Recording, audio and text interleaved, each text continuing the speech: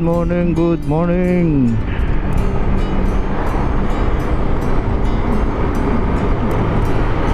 Ito tayo.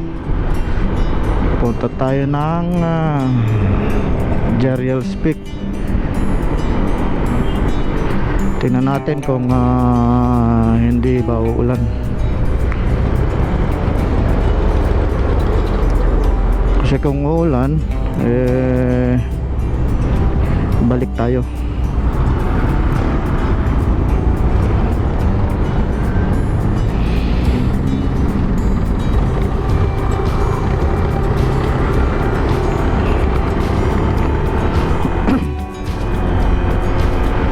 Pero tingin ko baka man hindi, baka makisama yung panahon.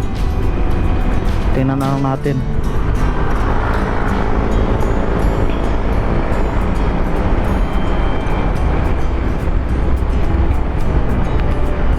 Dadaan pala nga tayo dito sa Marcos Highway, Marilake. Kasi weekdays naman ngayon, sigurado bibihira lang ang mga kamote ngayon. Time check natin na 5:35. Dito pa lang tayo sa Santa Lucia. Malapit pa lang tayo ng Santa Lucia.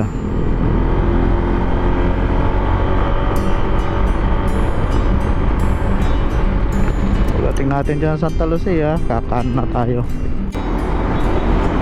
Ingat lang tayo rito kasi kaya nya, no? Bigla na lang nagko-cross.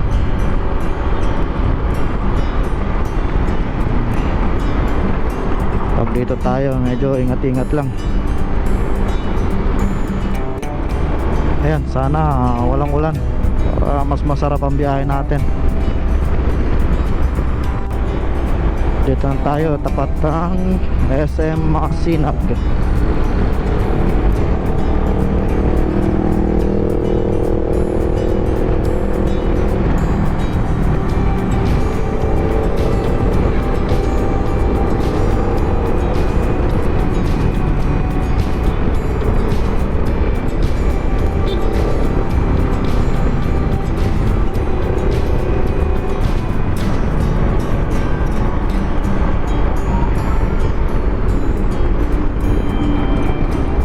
Go, pero ewan ko bakit ganun.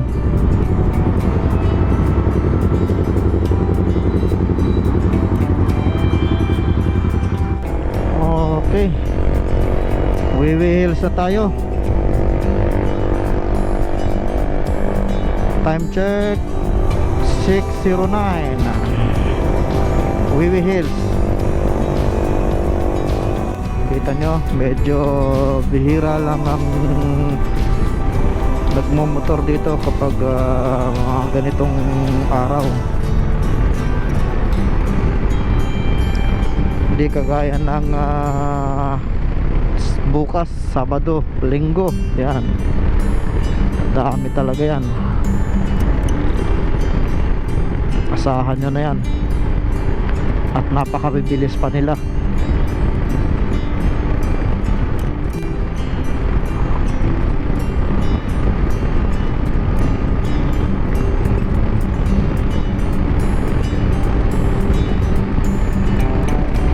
Tayo naman chill lang tayo, hindi naman tayo nagmamadali.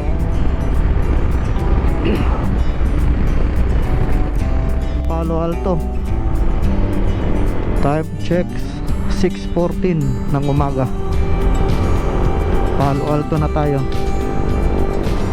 Big C.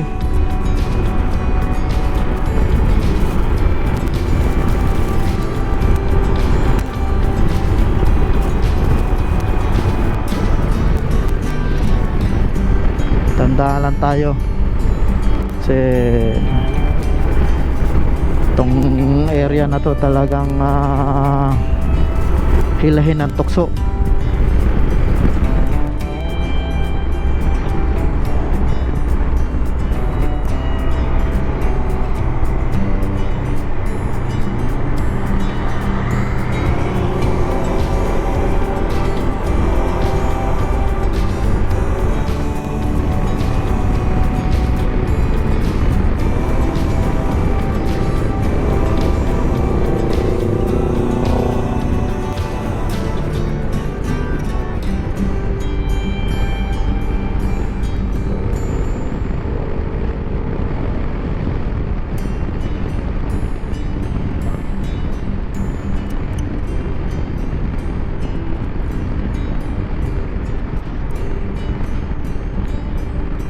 tayo sa Martesen.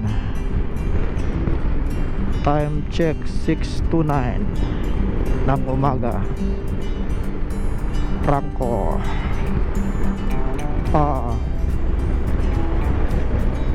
La Franco. Cafe Caterina.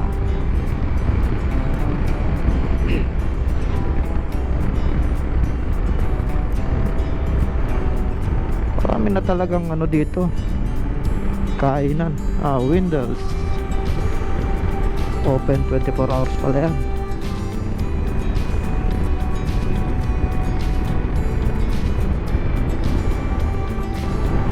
Napaka sarap gamitin itong ADB. Yun bang hindi ka parang hindi nakakapagod gamitin. Yung upo mo straight na straight, tapos yung braso mo relax na relax. Side mirror malaki.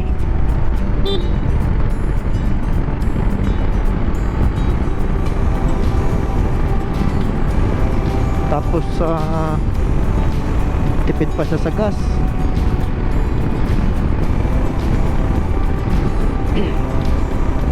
Yun nga lang, hindi mo siya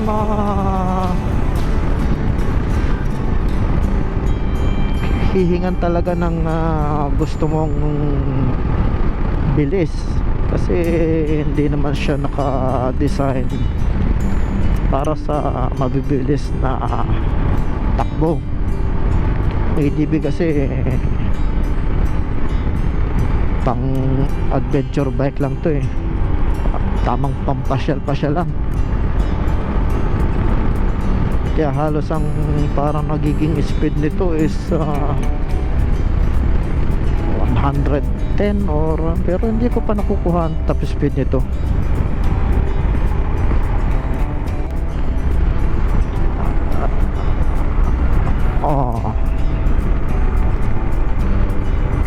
Picture lang sila. Yung kanina kasabay natin, mga naka big bike.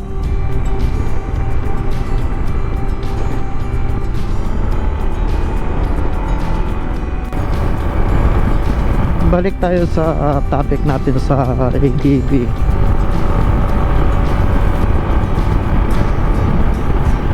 Bali nakuha ko to sa Motorcycle City Taytay. Ang ORCR halos nakuha ko siya mga 1 month bago ko nakuha ang ORCR nya.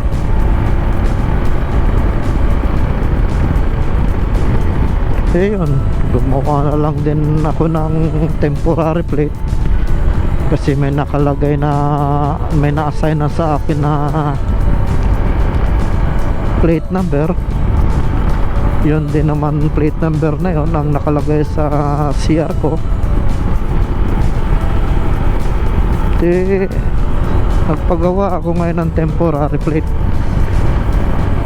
Tapos okay naman daw na ngayon ang ilagay mo mismo yung plate number imbis na MB file. May memo naman ng LTO na hindi na kailangan ng authorization na letter na galing sa kanila. Kaya okay nang gumamit ng plaka, basta sundin nyo lang yung tamang format. Dito na tayo sa Santa Maria.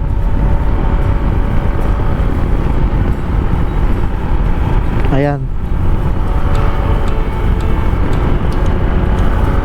Santa Maria.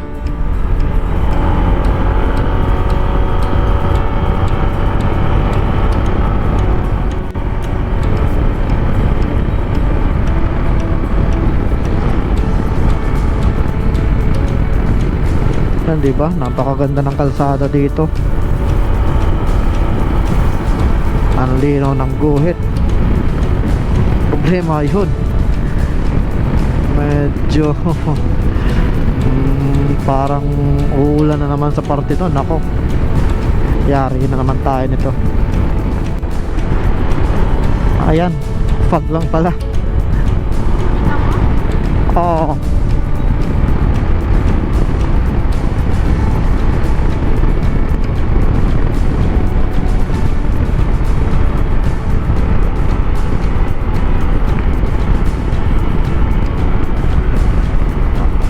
Ayan, dito muna tayo.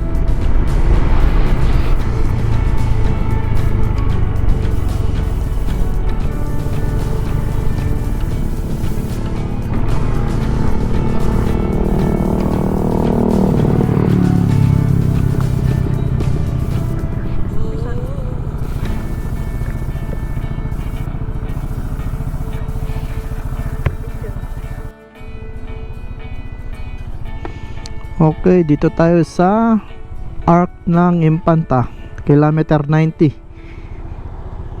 Punta naman tayo ng Jariels.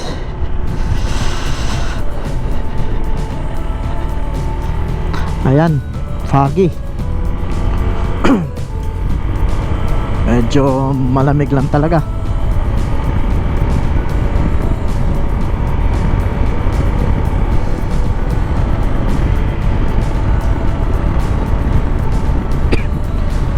Halos zero visibility, kaya medyo dahan-dahan lang tayo.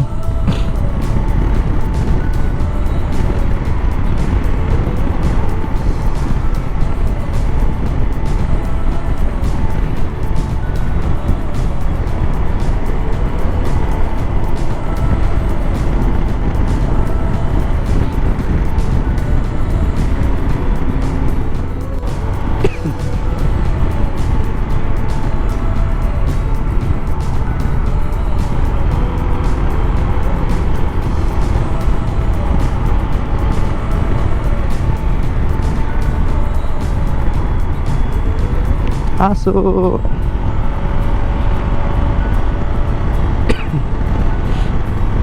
Medyo may kalamigan lang.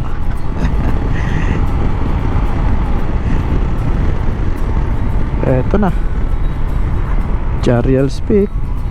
Dito tayo sa Marquez.